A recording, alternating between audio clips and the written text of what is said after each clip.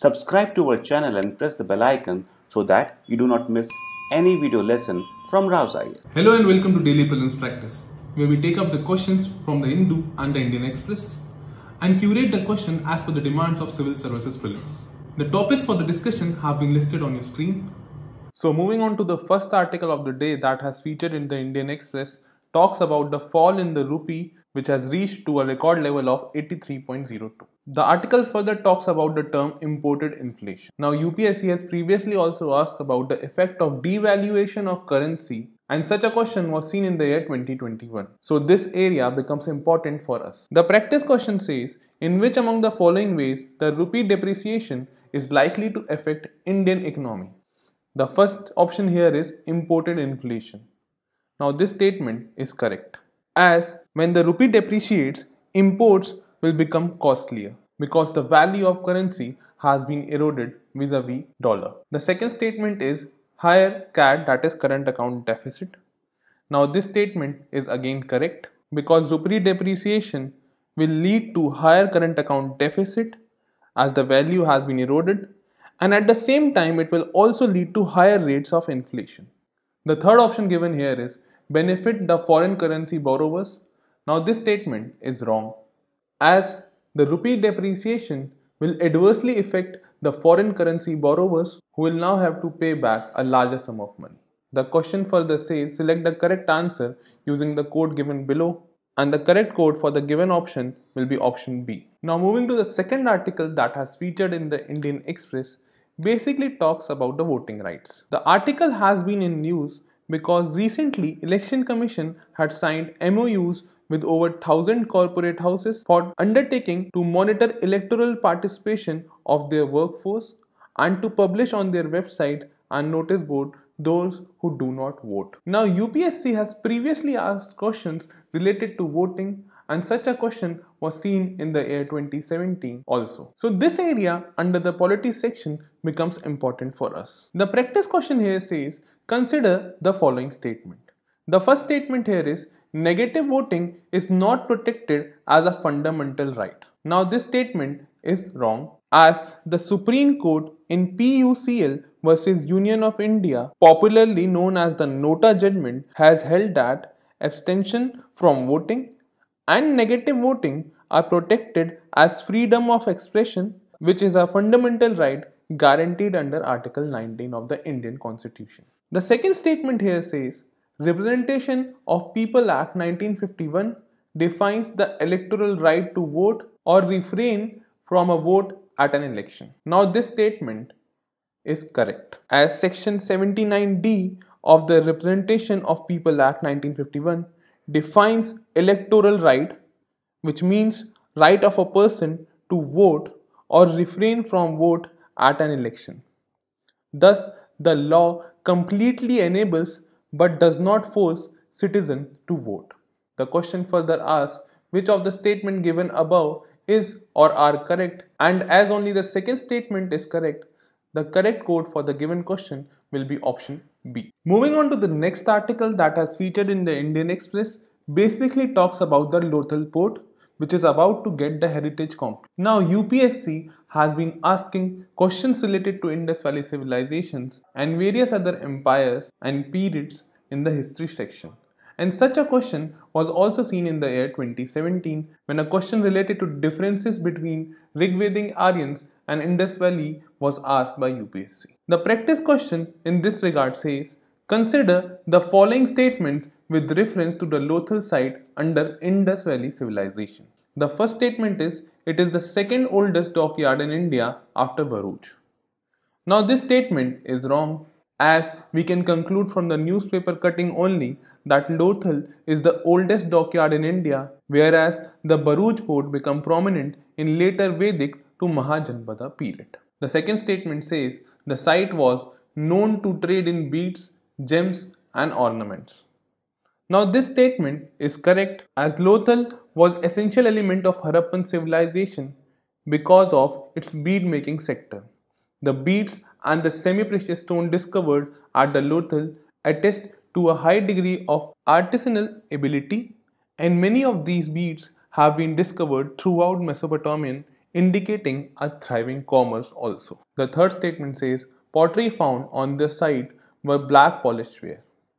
Now this statement is again incorrect, as the pottery found on most of this site was ochre. Further, the Indus Valley pottery consists of very fine wheel made wares and very few were handmade. Plain pottery was dominant during the Indus Valley civilization and was more common than the painted ware.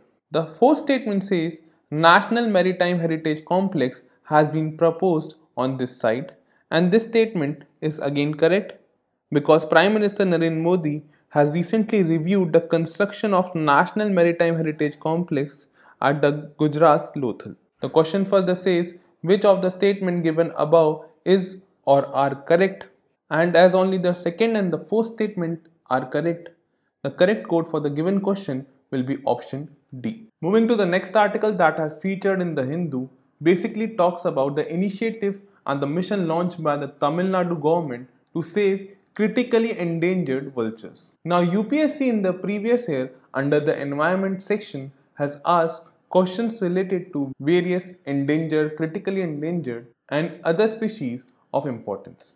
And such a question was also seen in the year 2015 when UPSC asked about the dugong mammal.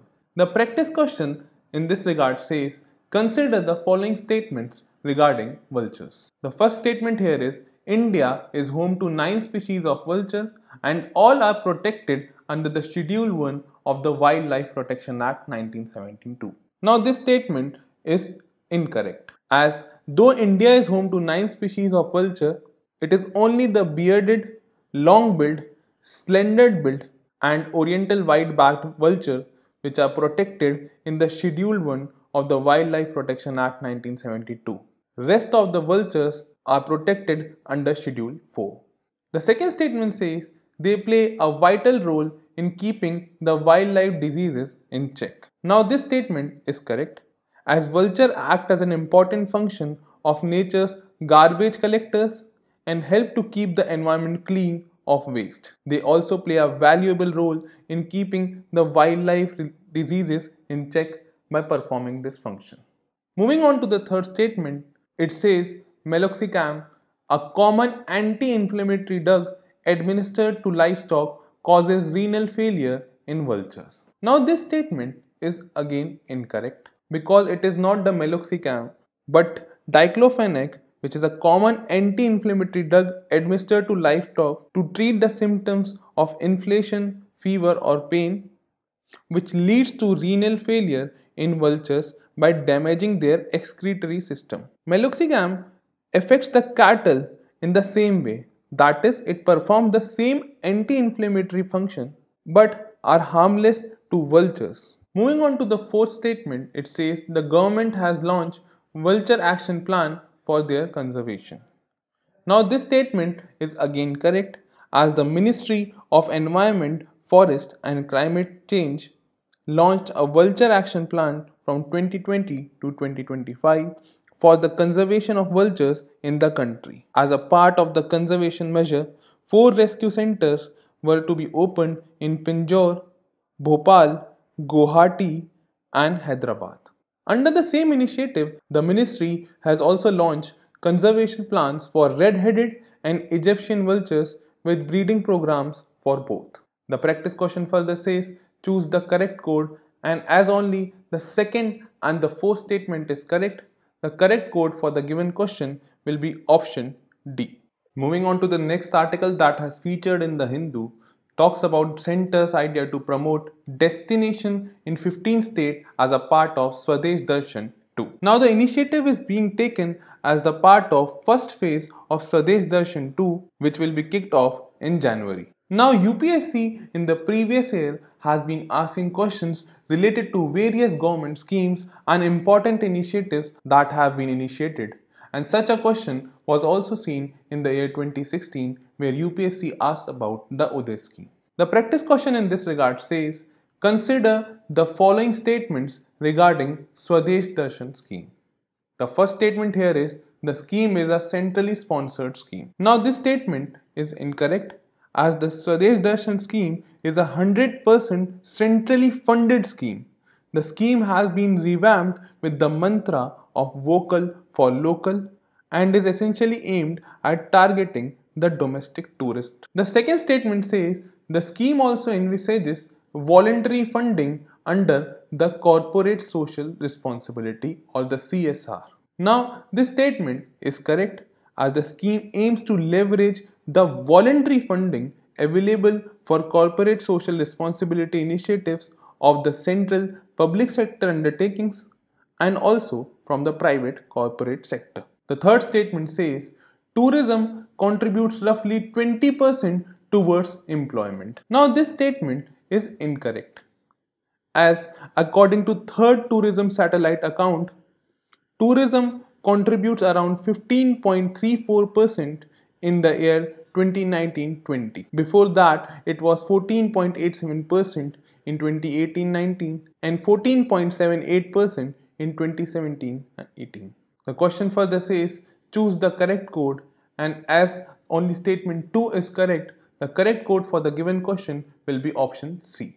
Moving to the next article that has featured in the Hindu basically talks about the GST Council, which is likely to meet in the first half of November. Now, UPSC in the previous year has asked questions related to planning and various commissions and council under the polity section, and thus this area becomes important from the perspective of prelims. A question related to planning was also seen in the year 2014. The practice question says, consider the following statement regarding the GST Council. The first statement here is, the Council decides on goods and services to be excluded or included in various tax slabs. Now, this statement is correct as according to Article 279, it is for the GST Council to make recommendations to the Union and the state on important issues related to GST like the goods and services that may be subjected or exempted from the GST and model GST law. It also decides on various rate slabs of GST. The second statement says the suggestion made by Council needs a 2/3 majority. Now, this statement is incorrect as there are certain conditions for the majority. The first is the Council must have at least 50% members present and to be able to hold a meeting and make recommendation. Secondly, the suggestions made by the Council need a 3/4 majority of the members present and voting in the meetings and not 2/3.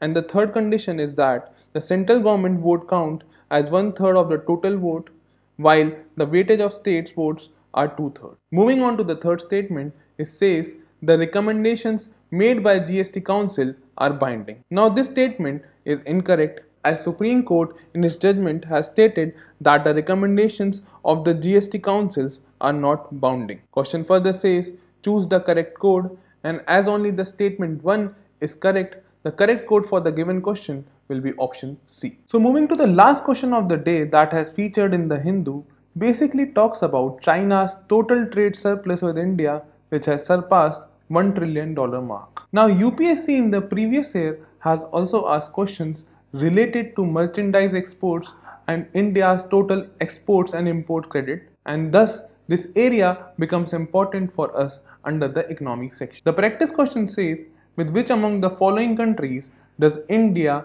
usually enjoy a trade surplus? The first option is the United States of America, which is a correct option. The second option is China, which is incorrect, as this we can also conclude with the paper clipping that we have already seen. The third option given here is Nepal, which is also correct as we have a trade surplus with Nepal also.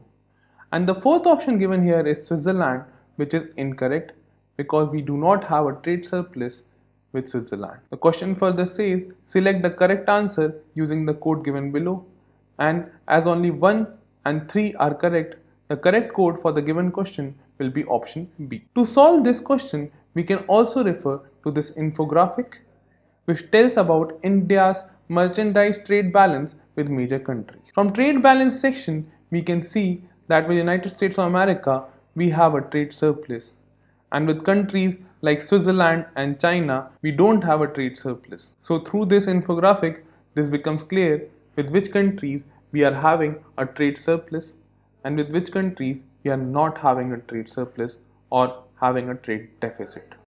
So that were the questions from today's newspaper. Stay tuned for more such updates.